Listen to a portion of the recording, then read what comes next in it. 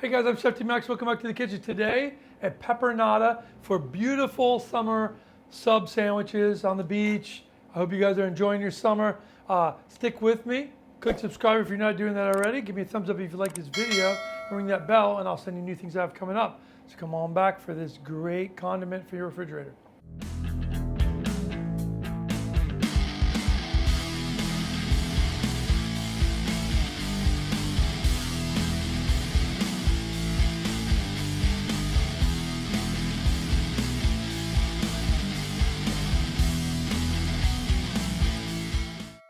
Okay guys, simple condiment. It's great to rub on your beautiful sub sandwiches. I love making that old fashioned kind of like I would say like a New Jersey grinder. It's got a little Italian flair to it. So I always use turkey salami, Black Forest ham, that kind of thing.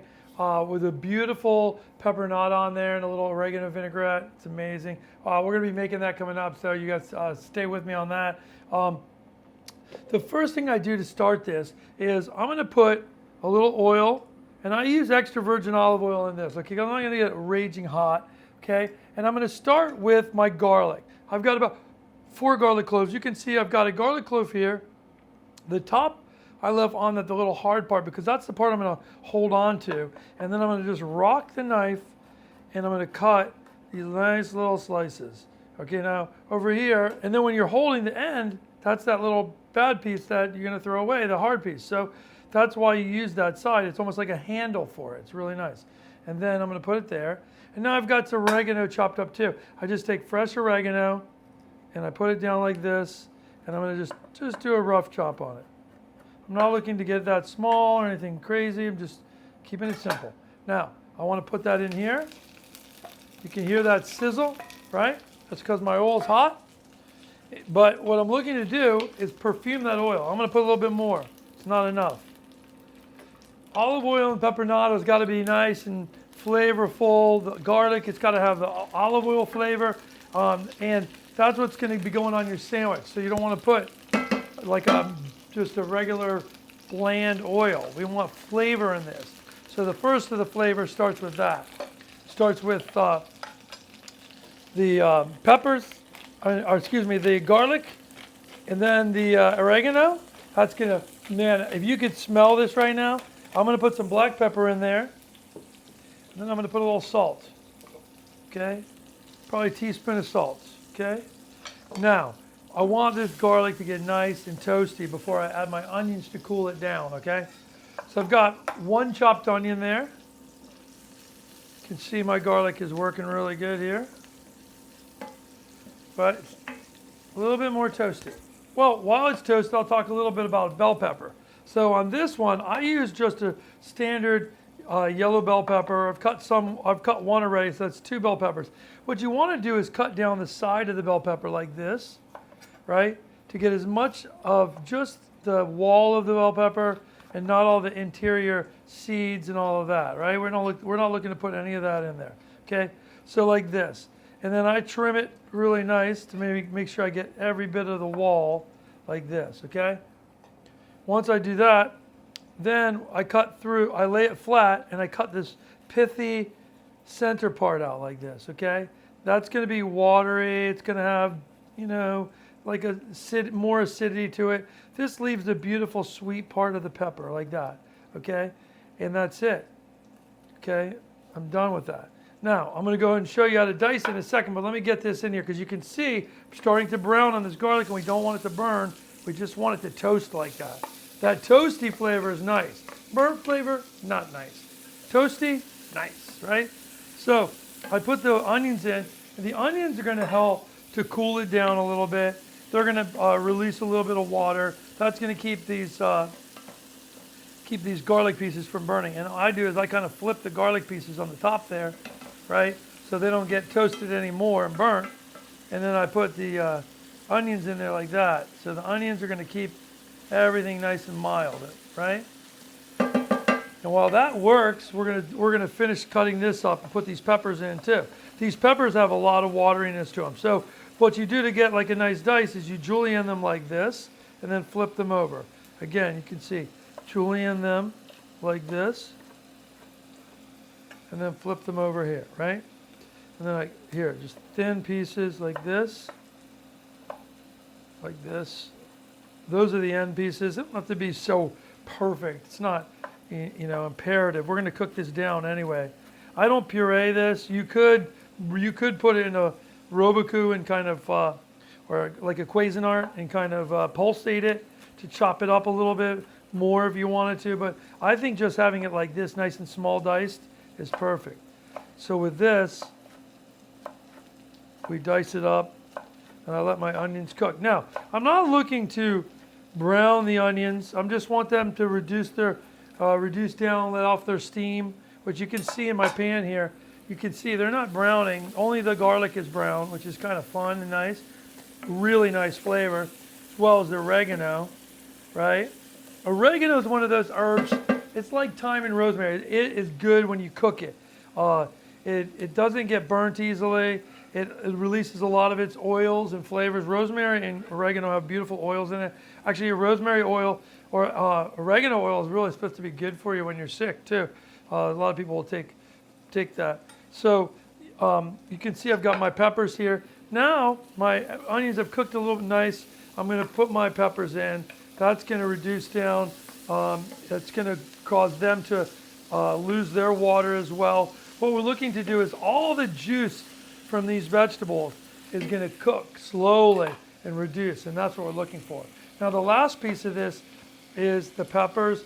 I use these like long sweet peppers, summer sweet peppers. You can find them in your store. When I cut them like this, I'm going to add those in here too. This is about 8 in total. Here's 2, and I had 6 already cut there. I'll show you how to cut them. I don't take out the seeds. I just cut it like this.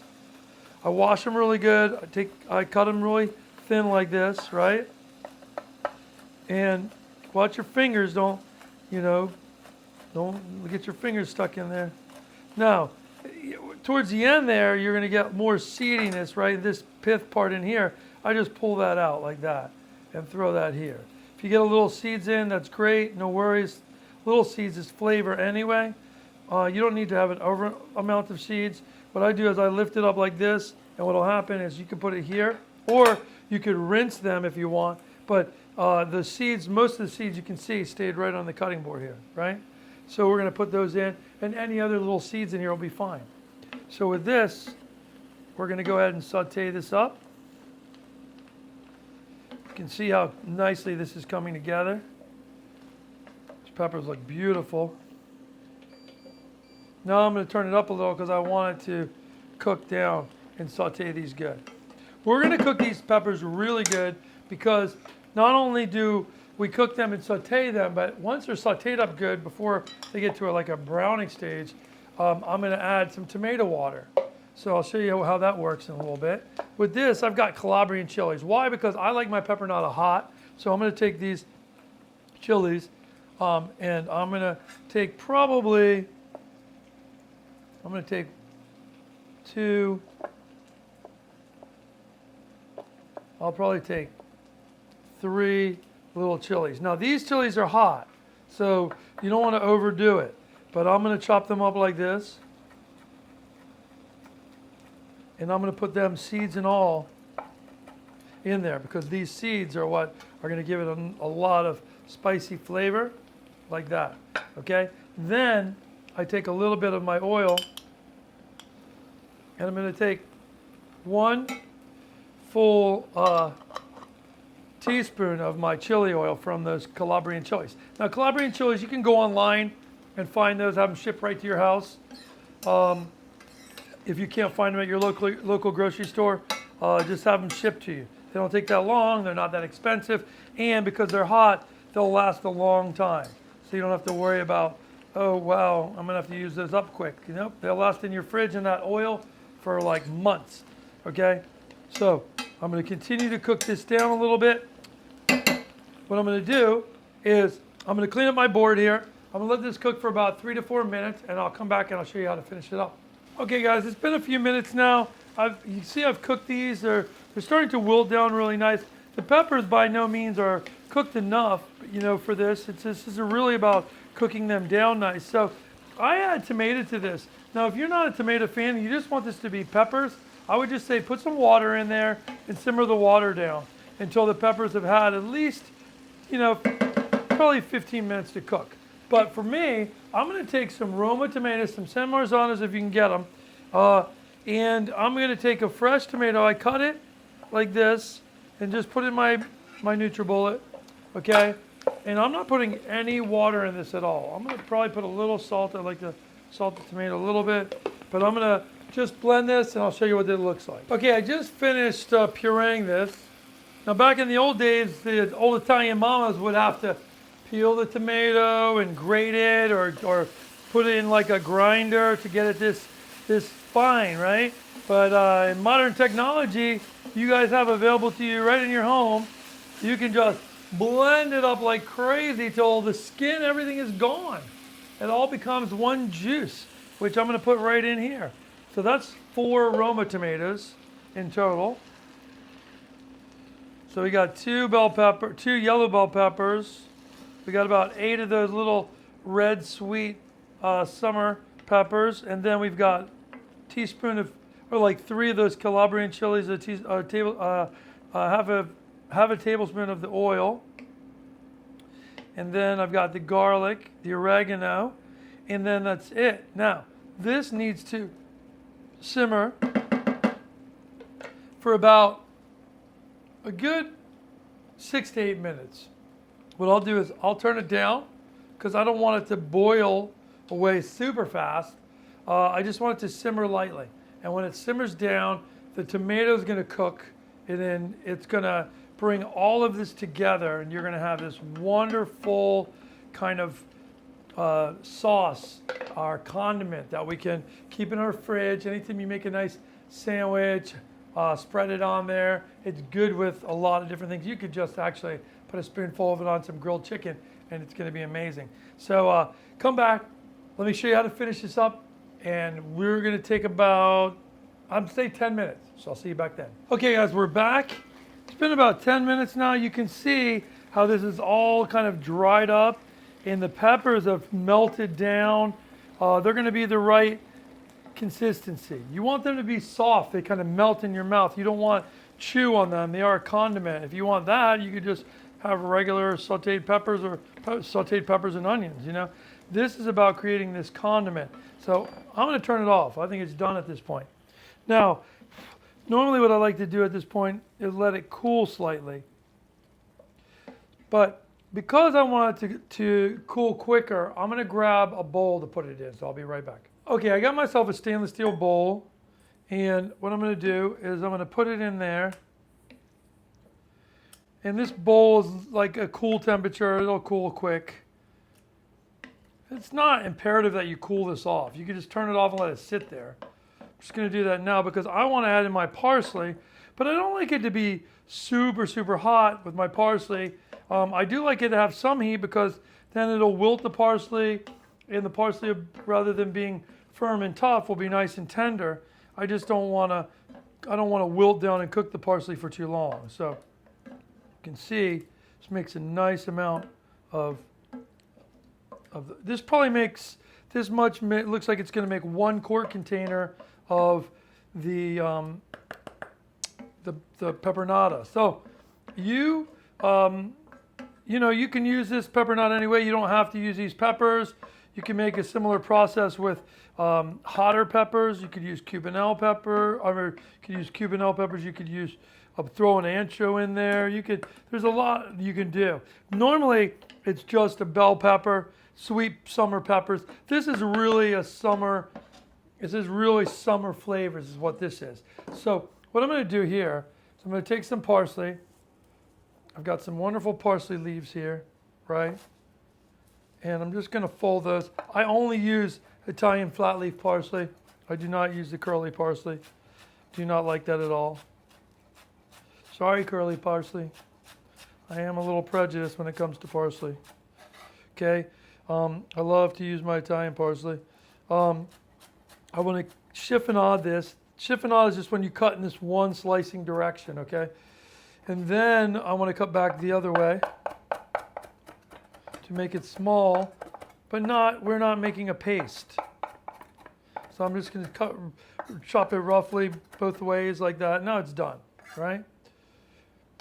And to see how much I put in, I'll probably put in a little bit here. Yeah, this is going to take all of this, no problem. You do it by sight, really. If you don't like parsley, you don't put it in. I'll put basil in. Basil's amazing in this. I just like wore my basil plant down. I've been using it so much. So, with tomatoes and corn and basil and mozzarella in the summertime, it's a crazy one for me. So that's it. So you see what that looks like. Look how beautiful that looks, right? It's nice and cooked down, all these great flavors. I'm going to add extra virgin olive oil to that. What does this extra virgin olive oil do at this point? I'm going to probably put a quarter cup in there. This is going to keep this nice and marinated, almost like making imagine making a chimichurri. The only difference is you're doing it with peppers, right? Rather than all the different herbs and things. But you could add multiple herbs in here if you wanted to. Okay, I'm going to take lemon because I like to have some acidity too. I'm going to take the juice of 1 lemon.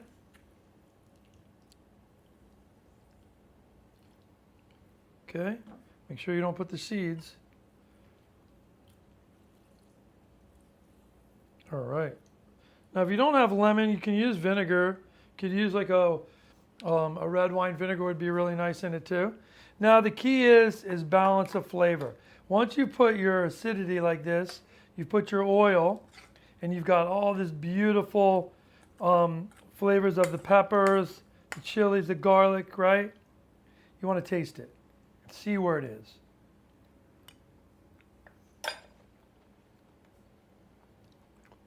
It's so good. It probably needs just a touch more salt.